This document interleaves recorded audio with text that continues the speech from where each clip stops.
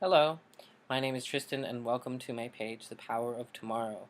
Um, the whole reason why I decided to put this page together is to find a way to allow people to hear a story that is maybe a little unorthodox as far as what they're used to in learning about how to handle and deal with past experiences that are hurtful, that have caused a lot of pain, and have presented them with roadblocks as they've gone through their life. One of the main reasons why I decided to make these is because of some activities that were going on here at the University of Connecticut. Last semester, there were some issues that the university had in dealing with rape, and a Title IX complaint was made against the university for inappropriately wording the problem, I guess is the way to term that. And one of the things that really caught my attention was the fact that the way that they dealt with it was by making it explicitly a women's issue. Um, and I felt like that was wrong because not everyone who is raped or who is abused is a woman. And I think that by making this as a Title IX issue, a women's issue, what they're doing is they're actually not being any better than the people who did the raping in the first place. Um, what Title IX is it's protects women or men from discrimination. Mostly women, and I think that's wrong. I think that just perpetuates that issue. And when you make things a problem, a gay problem or a woman's problem, or an older person's problem, then you wind up segregating yourselves. And what I aim to do is to offer my perspective as someone who's been abused, who's been a victim of rape and assault, as somebody who's made good choices and has made bad choices, who's risen up and has fallen very low at some points. And in fact, what led me to being where I am today was me falling as low as I felt I could possibly fall. Even after falling so low so many times, it was this last time that really opened my eyes and made me realize that I needed to make a change. Um, and that's where I stand today. Um, I wanted people to be able to see someone who was a victim and is only just in the process of recuperation. Um, I left home when I was 18 years old, and I'm now 31 years old. And in that entire span of time, I have only just been now coming to terms with everything that happened during that period. There are a lot of empty holes, a lot of black spaces where I actually have lost memories, and I have a lot of feelings that are connected to those times, but I have nothing to look back on, nothing tangible.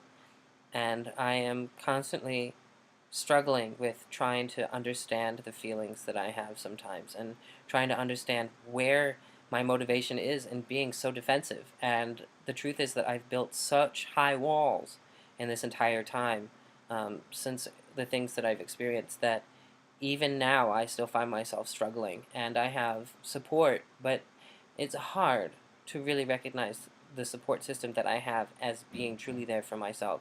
And that's something that I have to come to terms with. Um, but the thing that I wanted to talk about was the just the kind of trail that has followed behind me and kind of where I stand as far as a human being, as far as developmentally, and where I see myself really going from here. Um, I was under 18 years old when the first two incidences of juvenile assault occurred, and I was familiar with my assailants. Um, I was under 30 when the last three of them occurred, and I was not familiar with all but one of my attackers. Um, some studies would like to say that there is a pattern of abuse that is perpetrated from childhood into adulthood, and that it manifests itself because of some kind of a post-traumatic stress disorder or emotional or mental scarring. But this argument, while not wrong for hoping to find a way to curb abuse before it begins, leaves the victim with a void within himself or herself. If an individual is molested as a child, does he or she spend their lifetime looking for relationships where they will allow a continuation of the pattern of abuse? It is as though they require it to function because it is all that they know from their formative years. in learning to relate to other people, more specifically, those they were meant to be closest to.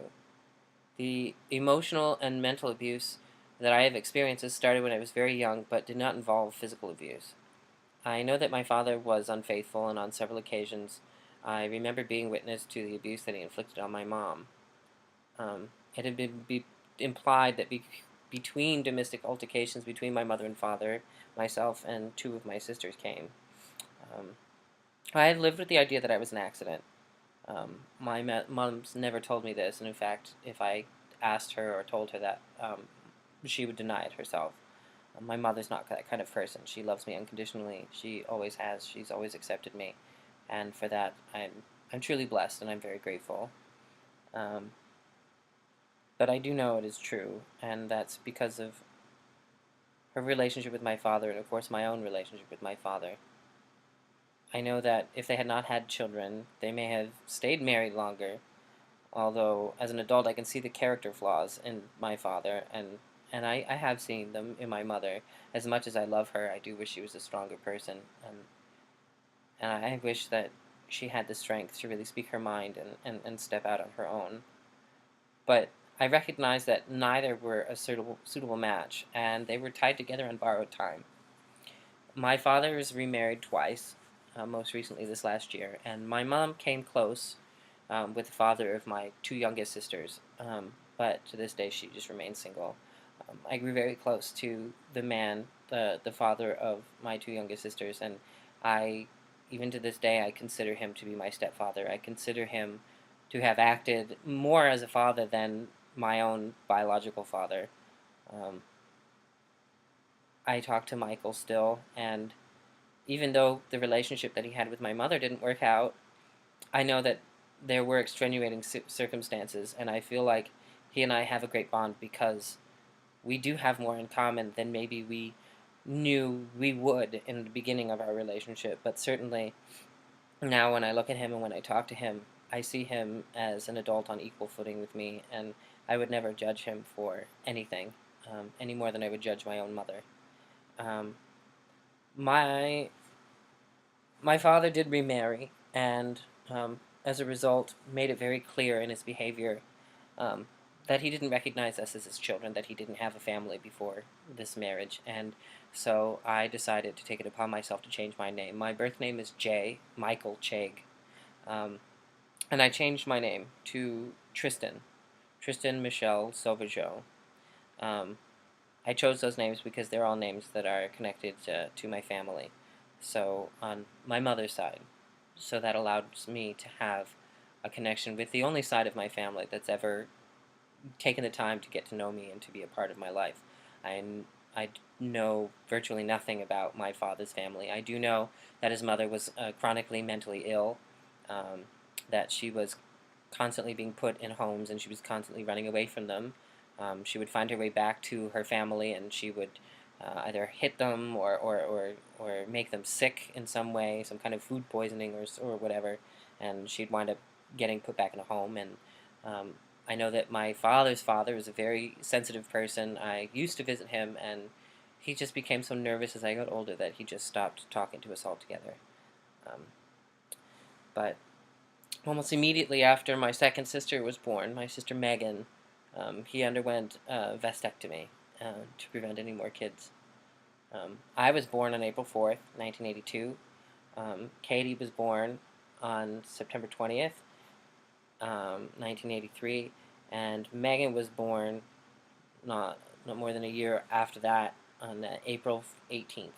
In 1987, Dad was transferred. I was born in Fairbanks, Alaska, on Eielson Air Force Base. Um, he was transferred from there to Kirtland Air Force Base in Albuquerque, where we lived in New Mexico. We stayed there until about 1989, I think, when my parents were finally divorced. I remember very little. I remember being put outdoors with a sliding glass door between my mother and myself when she used to do laundry alone inside and watch her soap operas.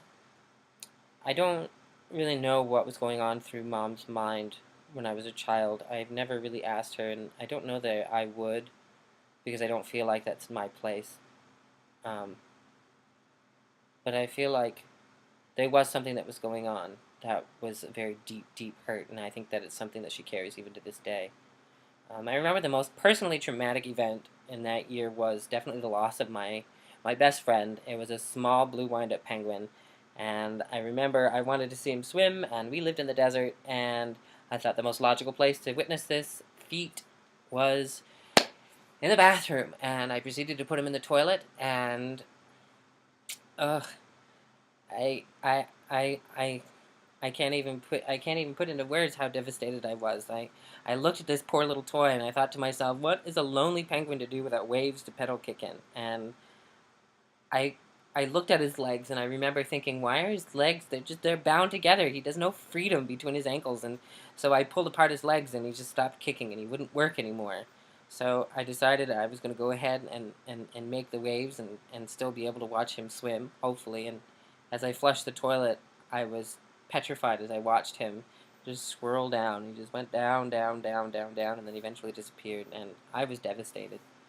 And I look back on it to this day, and I think that experience really sums up my life. I mean, how ironic was it that he was set free, and yet he still managed to drown? And any time that I've had any of the deeper, darker thoughts, I've thought about this story, and I've thought, why why would I do something like that? What would be the purpose of ending my life? Why would I want to do something like that? Why let my situation have that kind of power over me? No matter how miserable I am, why would I ever want to transfer that kind of pain onto someone else? And I look at my mother and I think about all of the things that she's gone through. And the magnitude of what she suffered is nothing compared to what would be put on her shoulders if I were to take my life, if I were to take what she had given me. Um, my mom was granted custody in the divorce, and we were flown to live with her mom and dad in Storrs, Connecticut. My grandfather worked for UConn as an electrical engineer, and my grandmother worked in the local public schools as a cafeteria worker. My grandfather was raised in Worcester, Massachusetts, and he attended school and university. He spent time in the Air Force as an engineer during the Korean conflict, and in 1957 he and Grandma got married. Um, my grandfather can best be described as stoic. He's not the type to relate to any person or situation emotionally. If you cry, he'll tell you to cut it out, and he'll throw out a joke or something. Um, but uh, he's definitely into being in the real world, and compared to my grandmother, he could not be any more of an opposite to her. My grandmother was raised in a series of very unfortunate events that involved her sickly mother and bitter spinster aunts. She was very bitter and held a great deal of resentment towards my father, all of which was focused on me. But before that, um, was really put on my mother. I think that my grandmother was resentful of the fact that my mother had as much freedom as she had, and all of that kind of turned her into a very angry person. Her mother was always sick, so it was her taking care of her and then going off um, to Catholic school and going off and trying to handle her brother, who was 10 years older than her, my uncle, great uncle or grand uncle. Being in World War II, he was off in Africa and Greece and France. Um, it was all over the place. Um, so that is the first half of my story, and I hope that you enjoyed that, and I look forward to sharing another half with you at another time. Thank you. Bye-bye.